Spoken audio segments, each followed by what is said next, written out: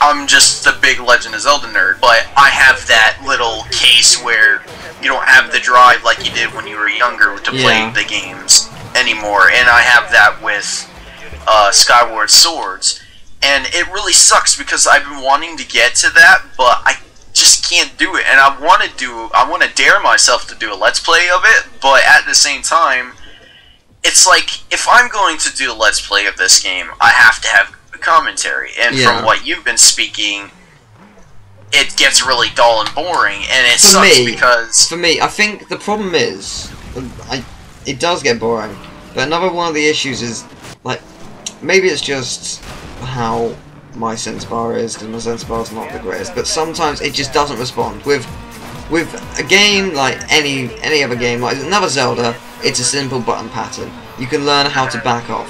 With the Wii Motion Plus, it's infinite patterns, which you have to get perfect, otherwise you get it wrong. And that's what I can't do. I cannot make sure that it's absolutely perfect.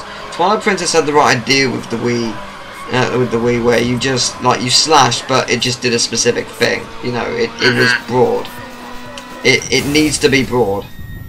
Otherwise, it doesn't work as well. It's too complicated and confusing and, quite frankly, annoying. They made it, the Twilight Princess was sort of made like it was compatible with the normal GameCube. Yeah, it was. I think it was originally for GameCube. Yeah, it was for the GameCube as well. And it was sort of like how it was okay to play it on the GameCube because of the way they made it. Now, if we're talking about Skyward Sword and we're using the Wii Motion Plus, it'd be impossible to put it in the GameCube and make it exactly how it was with the Wii Motion Plus, because every movement that you do with your hand movement, Link will do the same movement. So it's that accurate, but at the same time, it's too accurate where it's complicated, especially if the game wants you to do some special move, and it's like, but I can't get it at the right angle because sort of thing like that. Yeah, it's especially a bit if you have a bad Wii sensor, then it sucks even more. I mean, it is a good game, but there are many faults, and you're probably gonna hate me for this. I didn't really like Twilight Princess either. See, here's the thing. I heard David and you talk about that game. He said he absolutely loved that game and you hated it. Yeah.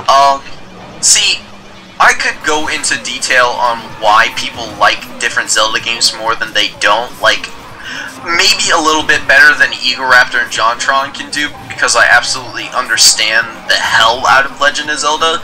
And this would be my main problem with Twilight Princess. I absolutely love that game as well, just because I love every Legend of Zelda game. It doesn't matter how many flaws it has, I just love it to death because I just grew up with it and I love it to death. My main reason why I think many people wouldn't like Twilight Princess is probably because, in a sense, it doesn't stick with the original Legend of Zelda stuff. It's too complicated with the things it tries to do, and there's too many, like, especially if it's coming down to story mode, it doesn't have, like, the certain story mode that most people would think. Like, it has the whole Twilight world and then it has Ganon. It's like, okay, so there's two villains. And especially what I didn't like about Twilight Princess is the Vant, or Vaunt, I can't remember his name. The way he is, he seems like he's interpreted as this really evil god sort of thing, but like, when you actually fight him, he's just a pushover pissant. And it's like, why? You should have made him a badass, but whatever. Well, I think my issue with it is, I think I'm right in saying that was actually the first Zelda I played, and I really didn't like it. The reason is, I like the other Zeldas, I really do, the others are great. The problem with that one is the wolf. The wolf is so bad. Yeah, that was another problem with the people. I completely forgot about the wolf. I don't know why. The wolf is really bad to control, and it's so dull. Yeah, collecting the tears is so boring. Because it completely takes you out of the Legend of Zelda world. Yeah. If you say it in that sense, like there's, and plus another thing is that this is the main problem with people who didn't like the wolf thing, if I remember correctly. The wolf, in a sense, was completely useless, because you only use him to do one thing, and then you end up switching back to Link, and it's like, well, that was freaking pointless. Sort of thing like that. Yeah. And there was a lot of moments with the wolf that was like that. Yeah, where you would just switch to him for 5 seconds and then switch back to Link and be like, what's the point? But in my book, I absolutely loved the wolf thing just because wolves are my favorite animals, and the fact that they put a wolf in The Legend of Zelda is like, oh my god! It made me go completely crazy.